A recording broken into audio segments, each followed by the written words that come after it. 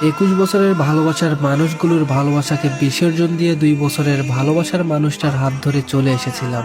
তবে মাঝপথে আটকে যাই, কারণ বাবা আর বড় ভাই কিভাবে যেন বুঝতে পেরে গিয়েছিলেন। তবে বাবা একা ছিলেন না, সহকারী পুলিশ বাহিনীও সাথে ছিলেন তার।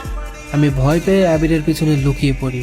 বড় ভাই রাগী দৃষ্টিতে আমার দিকে তাকিয়েছিল, আমার কাছে এসে বলল, বাসায় চল। আমি আবার আবিরের পেছনে মুখ লুকাই। বড় ভাই আমার হাত ধরে টানতে লাগলেন। আবির বাধা দিতে গেলে বড় ভাই একটা থাপ্পড় মেরে বসেন। আমি ছেড়ে দিতে বললে আমাকে থাপ্পড় মারে। এই 21 বছরের প্রথম ভাই আমার গায়ে হাত তুললো। রাগে আমার সারা শরীর কাঁপছিল। ছোট থেকেই রাগী আর জেদি প্রকৃতির ছিলাম আমি। পুলিশ এসে আমাকে বলল, আপনি আপনার বাবা ভাইয়ের সাথে বাসায় যান, আমরা দেখছি কি করা যায়। বলেই আবিরকে অ্যারেস্ট করে। আমি পুলিশকে সরাসরি বলে দেই আমার বাবা ভাই নেই। বাবা হয়তো ওই দিনই সব থেকে বড় ধাক্কাটা খেয়েছিলেন, কারণ ভালোবাসার মানুষের দেওয়া আঘাত বিষের তৈরি তীরের মতো বুকে বাঁধে। বড় ভাই আমাকে আবার চর মারতে এলে বাবা থামিয়ে দেয়। আমি বাবার দিকে তাকিয়েছিলাম। বাবার চোখে কোনো প্রাণ ছিল না বলে আমার মনে হয় না। বাবাকে ছাড়তে বলে ভাইয়া বাবাকে বলে, বাবা আমাকে ছেড়ে দাও, ওর এত সাহস, ও তোমায় অপমান করে। বাবা মুচকি হেসে পুলিশের দিকে তাকিয়ে বলল, দারোগা সাহেব, আমারই ভুল হয়েছে, এটা আমার কলিজা না। আমার কলিজা হলে এই কথা কোনোদিনও বলতে পারতো না। তারপর বাবা আমার দিকে তাকিয়ে বলল, ক্ষমা করবে মেয়ে, আসলে আমার কলিজা ছিল একটা, সে আজ কলিজাটা ছিদ্র করে কোথায় যেন চলে গিয়েছে। তোমরা যাও। বড় ভাইয়া দূরে সরে যায়। আমি হাজার চেষ্টা করেও বাবাকে ডাকতে পারছিলাম না। চোখ থেকে শুধু জল পড়ছিল। তখনই বুঝতে পারছিলাম আমি কি বড় ভুল করে ফেলেছি। বাবা বড় ভাইয়া পুলিশদের নিয়ে চলে যায়। আমি চিৎকার দিয়ে বাবা বলে কান্না করে রাস্তার উপর বসে পড়ি। আবির পেছন থেকে এসে আমায় ধরে বলেছিল, চিন্তা করো না, সব ঠিক হয়ে যাবে। আমি আবিরের এই সান্ত্বনা বাণীটা ওই দিনই মেনে নিতে পারছিলাম না, কারণ আমি তো আমার বাবার মেয়ে। বাবার রাগ অভিমান সবটা আমার জানা ছিল। আমি ঈশিতা, বাবা মায়ের একমাত্র মেয়ে। তবে আমার বড় একটা ভাই আছে। দুনিয়ার সবার ভালোবাসা পরিমাপ করা গেলেও এই দুইজনের ভালোবাসা কখনো পরিমাপ করতে পারা যাবে বলে আমার মনে হতো না। বড় ভাই আমার আদর করে মুনি বলে ডাকতো, আর বাবা আদর করে কলিজা বলে ডাকতো। আমার বুদ্ধি হওয়ার পর থেকে আমি একদিনও শুনিনি বাবা আমায় আমার নাম ধরে ডেকেছে। সবসময় শুধু কলিজা বলেই ডাক দিত। আর আমিও বাবার এই ডাকটাতেই বেশি প্রশান্তি খুঁজে পেতাম। বড় হওয়া অব্দি একটা দিনও একটা ক্ষণ বাবা আমায় বকা অব্দি দেননি। মায়ের তো দূরের কথা, আম্মা মাঝে মাঝে বলতো, মেয়েদের এত আদর দেওয়া ভালো না, বুঝলে, বেশি আদর দিলে পোলাপন খারাপ হয়ে যায়। বাবা তখন রাগী দৃষ্টিতে মায়ের দিকে তাকিয়ে বলতো, আমার আর আমার কলিজার মধ্যে তুমি আসবা না। ও আমার কলিজা, আমার সব ভালোবাসাটুকু ওর জন্য, আমার পরিটার জন্য। আমি যতক্ষণ অবধি বাসায় পৌঁছাতাম না, বাবা তেমাতার মোড়ে কাছে এসে দাঁড়িয়ে থাকতো আর বাসায় মাকে খাবার রেডি করে থাকতে বলতো। আমি কলেজ থেকে ফিরলে বাবা ভাইয়া মা তবেই খাবার খাইতো। সবসময় নিজেকে রাজকন্যা মনে হতো। এটাও মনে হতো আগেকার রাজকন্যারা যদি এখন বেঁচে থাকতো তবে হয়তো তারাও আমাকে দেখে হিংসা করতো। আবিরের সাথে আমার পরিচয়টা হয় কলেজেই। প্রথমে ফ্রেন্ডশিপ, তারপর বেস্ট ফ্রেন্ড, তারপরে ভালোবাসার মানুষ। কি নেশায় পড়েছিলাম জানি না, যার জন্য বাবা মা ভাইয়ের ভালোবাসাটাও আবিরের ভালোবাসার কাছে ফিকে বা তুচ্ছ মনে হলো। আবিরের সাথে আমার রিলেশন চলাকালীন সময়ে ভাইয়া কিভাবে যেন বুঝতে পেরে যায়, আর তার ফলেই আজ আমাদের পালানোর মতো এত বড় খারাপ কাজটা করতে হলো। কারণ ভাইয়া আমার জন্য বিয়ের সম্বন্ধর কথা বলা বলি করছিল, আর আবিরকে ছাড়া অন্য কাউকে বিয়ে করা আমার পক্ষে সম্ভব ছিল না।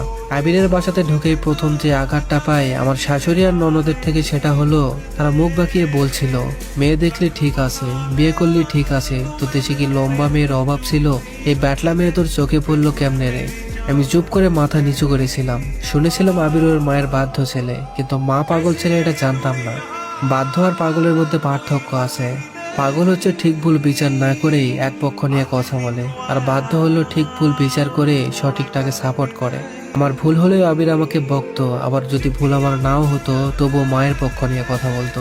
আবিরের প্রতি যে ভালোবাসাটা ছিল বিয়ের আগে, সেটা কমতে থাকে বিয়ের পরে আবিরের কাজগুলো দেখে। আমি চাইতাম আবির ঠিক ভুল বিচার করে পক্ষ নিয়ে কথা বলুক। আমার ভুল হলে আমায় বকবে বা শুধরে নেওয়ার সুযোগ দিবে, আর মায়ের ভুল হলে সেটাও মাকে বলবে। কিন্তু না, সবসময় শুধু আমার উপর দিয়েই দোষ চাপিয়ে দিত। রাতে বাবা মায়ের কথা খুব মনে পড়তো আর কান্না করতাম মুখ বুঝে। বিয়ের 2 বছরের একদিনেও বাবা আমার খোঁজ নেননি, আর কলিজাটা কেমন আছে তার খোঁজটাও নেননি। আর নিবেই বা কেন?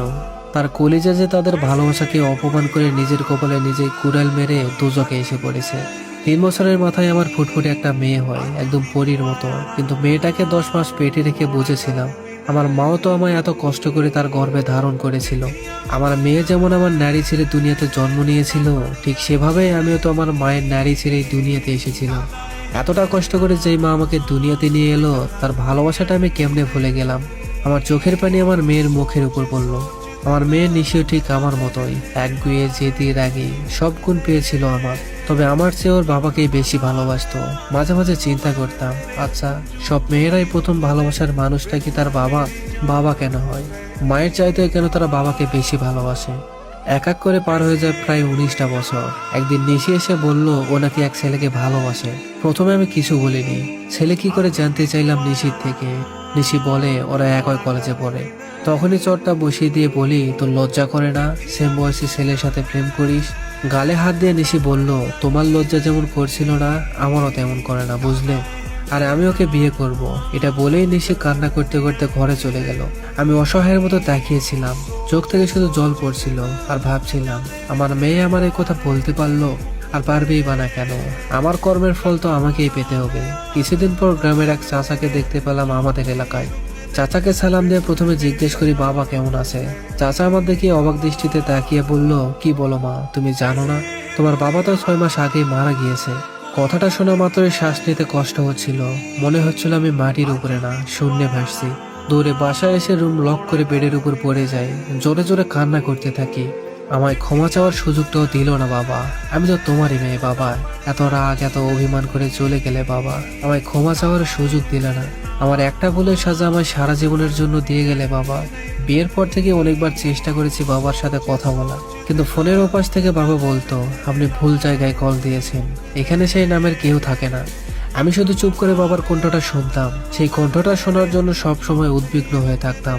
কিন্তু গত 6 মাসে একবারও ফোন দিতে বা কোনো যোগাযোগ করতে পারিনি। কারণ আগে আবিরের ফোন থেকে কল দিতে দিলেও পরে আবিরের কল দিতে দিত না, বলতো তোমার বাবার এত দেমাগ কিসের?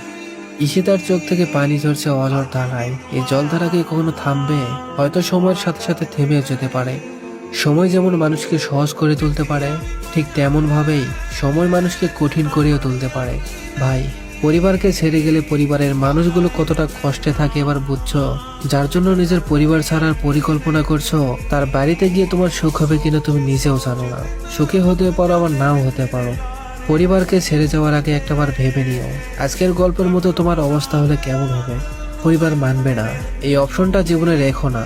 পরিবারকে মানাতে হবে যে কোনো মূল্যে। এই কথাটা মাথায় রেখে পরিবারকে মানিয়ে দেখো, পরিবার মেনে যাবে।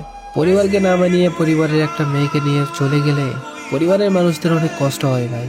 একটা মেয়েকে একটা পরিবার বড় করতে কম কষ্ট করে না ভাই।